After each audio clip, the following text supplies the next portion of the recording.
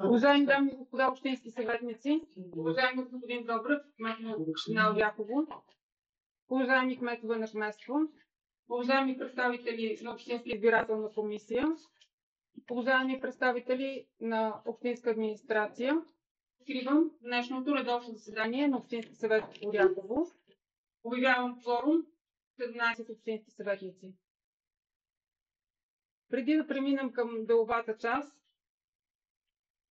съм задължена да прочета решение на Общинска избирателна комисия във връзка с проведени частични местни избори на 16.02.2025 година, а именно решение с номер 180 относно избиране на кметство село Лесковец, община Оряхово.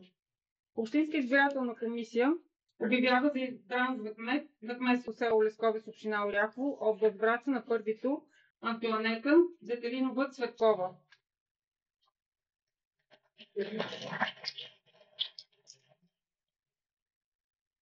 Давам думата на госпожа Камелия Павлова, секретар на Общинска избирателна комисия, да връчи удостоверението. Заповядайте.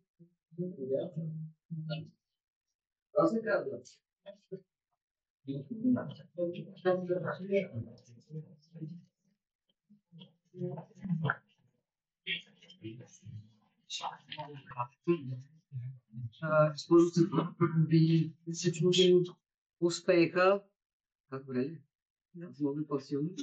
Надяваме се от името на Общинската избирателна комисия говоря да защитите доверието, което ви дадоха вашите избиратели и се надяваме да работите и за напред със същия ентусиазъм. Успех ви желаем.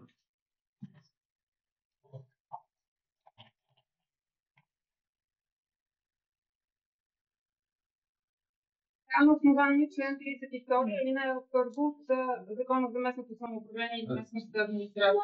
Трябва да може повтаряйте след мен. Заклевам се в името на Република България. Заклевам се в името на Република България. Да спазвам Конституцията и законите на страната.